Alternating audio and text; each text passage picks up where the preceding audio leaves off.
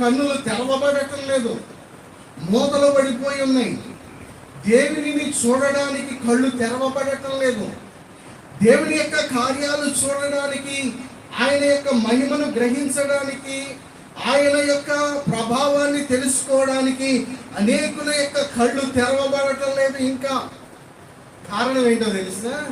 కష్టాల్లో ఉన్నప్పుడే దేవుడు గుర్తుకొస్తాడు అనేక మందికి.